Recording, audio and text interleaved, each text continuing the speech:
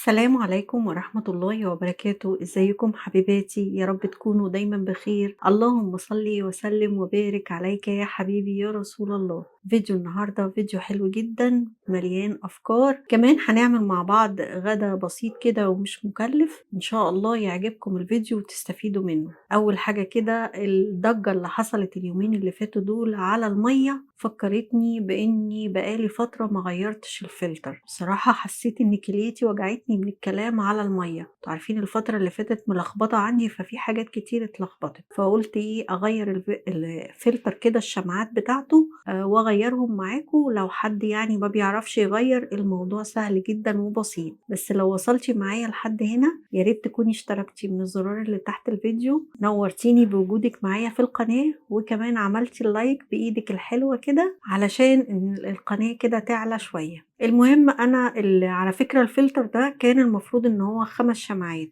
بس أنا بصراحة زي ما انتوا شايفين كده أنا مركباه فوق الرخامة من فوق، فكان يعني هو عامل لي دوشة ومشكلة.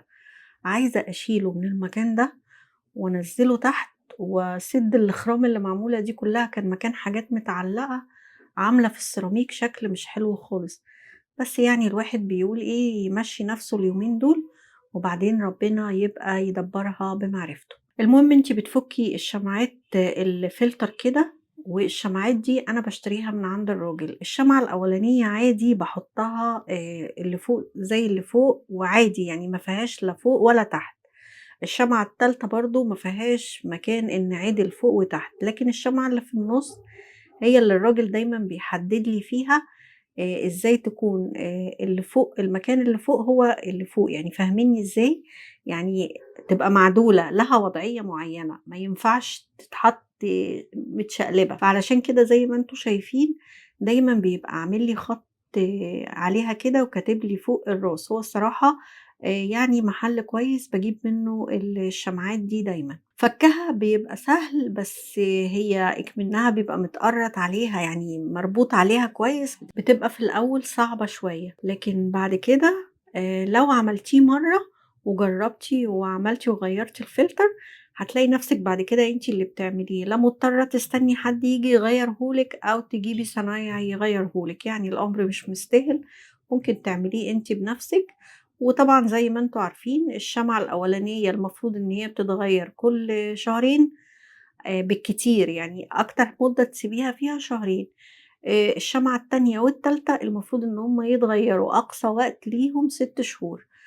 طبعًا ده علشان نحافظ على صحتنا وصحة ولادنا، وإلا يبقى ما لوش لازمة الفلتر وجوده زي عدمه. بالعكس لمّا بتهملي في تغيير الشمعات بيكون إن أنتِ تشربي مَيّة من الحنفية أحسن من إنِّك تشربيها من الفلتر. كده بُصّوا غيّرت الشمعات، وطبعًا بتتغسل كويس الحاويات بتاعة الفلتر دي وبتتنضف جدًا، والفلتر كله اتنضف، يعني الدنيا اتنضفت الحمد لله. بعد كده تعالوا مع بعض بقى نعمل أكلة حلوة أوي، أكلتين مش أكلة واحدة، من ربع كيلو صدوق.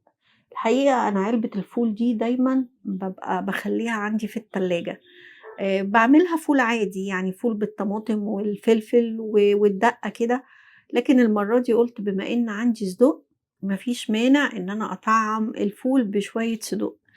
بس في الصدوق اللي كان معايا ده صدوق جزاري مش صدوق بقالي. من إسكندرية بقى عارفين إن في عندنا هنا صدوق بقالي حلو كده، بيبقى الصراحة أطعم من الصدوق اللي بنجيبه من عند الجزار. بس أنا كنت جايبة من الجزار وأنا باشتري اللحمة، فطبعًا لازم أسوي الصدوق الأول. ده فول أنا مدبساه في البيت، باطلعه كل يعني مقسماه أكياس، وباطلع كل مثلًا أسبوع كيس، أعمل العلبة كده تتحط في التلاجة. أي حد عايز ياكل يعمل ساندوتش. يعني أنتم عارفين إن ولادي كبار بيعملوا لنفسهم الأكل أو أنا أعمل، بيبقى وجودها في التلاجة حلو، يعني زيها زي الجبن زي أي حاجة موجودة في التلاجة. المرة دي قُلت أنوّعها لهم الصدوق. شُفتوا بقى إزازة الزيت اللي أنا كنت باصُب منها دي، فاكرين في المشتريات بتاعة الشهر اللي فات لمّا كنت جايبة مَيّة زهر أو مَيّة ورد،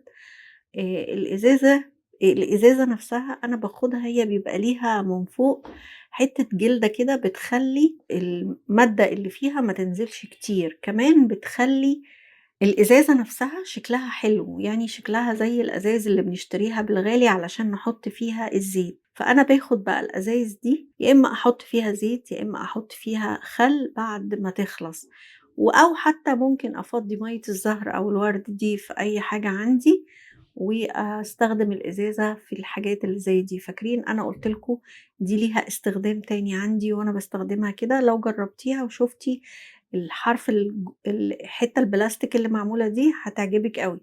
زي ما أنتم شايفين عملت الفول طعمه بيبقى حلو أوي، وبيبقى حلو أكتر بالصدوق البقالي.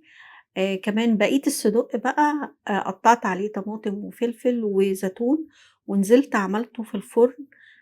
في عندنا في إسكندرية الأفران اللي هي أفران العيش الأسمر، ممكن تعملي فيها مثلًا عيش بلحمة زي الحواوشي كده، عيش بلحمة، عيش بالصدوق. أي حاجة بقى أنتِ عايزة بسطرمة وجبنة تركي هتحشيها جواها، بتبقى حلوة وهايلة أوي وطعمها حلو. تعالوا بقى كمان في الفيديو بتاع النهارده مشتريات، كان عرض حلو أوي، كنت قايلة لكم إن الطباق عندي كلها اتكسرت تقريبًا، فعلًا ما بقاش عندي يعني أطباق خالص. والكوبايات مش عارفة إيه اللي حصل، يعني الواحد بقى كانت أعصابه سايبة الفترة اللي فاتت، فكان في حاجات كتير بتتكسر في البيت. فلقيت عرض حلو أوي في رنين كان معمول، طقم العشا ده كان سعره أصلًا 3400 جنيه، كان نازل عليه العرض خلّوه ب2300 جنيه، يعني فرق 1000 جنيه في العرض، فعجبني وجِبته. وبعد ما جِبته كمان أنا عايزة أقول لكم إن في عرض تاني نزل، مش الطقم كلّه بقى، هاقول لكم إيه اللي هينقص من الطقم ب900 جنيه بس، بس ما كانتش كل الألوان متاحة وكان حلو جدًا. يعني فرصة برضه إن أنتِ تجيبي طقم عَشا فيه 3 أنواع من الأطباق، في كان حلو أوي، ده الطبق الكبير اللي هو مفرود كده، وفي مقاس تاني نفس الطقم، آآ أهو ده المقاس الصغير، 6 برضه، من كل حاجة 6 أطباق. هتشوفوني إن شاء الله وأنا باستخدم الأطباق مع بعض كده في الروتينات، وإن شاء الله هانتظم معاكم. أنتم وحشتوني جدًا، عايزة أقرا تعليقاتكم الحلوة اللي بتشجعني. زي ما أنتم شايفين كده الطقم لونه بيج، وفيه نقش كده بسيط في الأطباق اللي هي المفرودة دي، أمّا الأطباق التانية فهي أطباق بيج سادة. زي ما أنتم شايفين هتشوفوا شكلها دلوقتي معايا إن شاء الله الطقم يعجبكم. هي زي ما أنتم شايفين كده هاقرّب لكم لسه الكاميرا هاوضّح لكم لمّا هاحطّهم كلّهم مع بعض، بس فعلًا الطقم حلو أوي. الطقم من فتحي محمود، هو لوتس من فتحي محمود، بس يعني اللي هي الصيني اللي هو خامته حلوة. وبرضه سألت عليه برّه على فكرة عند اللي هُم قاعدين عند إخواننا وكده، لقيت الطقم كان بيتباع عندهم ب3200 جنيه، فده حلو. كمان أنا عايزة أقول لكم إن أنا جايباه بالتقسيط، لأن أنتم عارفين إن أنا كنت قُلت لكم قبل كده باشتري الحاجات بكارت بريميوم عاملاه، وباخد منه حاجات بالتقسيط وكده، وكويس يعني هو بيبقى أعلى شوية طبعًا، بس في النهاية على قد بقى بتصرّفي نَفْسِك، يعني لو جبتِ الحاجة بالتقسيط بتبقى كويسة، أكنِّك عملتِ جمعية يعني وخدتيها. والعرض ما بيتلغاش، زي ما أنتم شايفين كده حطيت لكم الأطباق ال4 أنواع من الأطباق. الطقم بقى اللي باقول لكم عليه ب900 جنيه ما فيهوش الطبق الصغير، يعني السلطانية الصغيرة دي أصغر مقاس هو ده اللي مش موجود فيه، وكان عامل 1000 جنيه، بس للأمانة مش كل الألوان متاحة، هُم كام لون كده هُم اللي حاطينهم، تقريبًا ما كانش عليهم عرض أوي أو ناقصين، فهي دي الأنواع المتاحة. كان في بقى أشكال تانية، أشكال أطباق مربعة، وأشكال أطباق حاجات تانية كده الصراحة، بس دي ما كانش عليها عروض.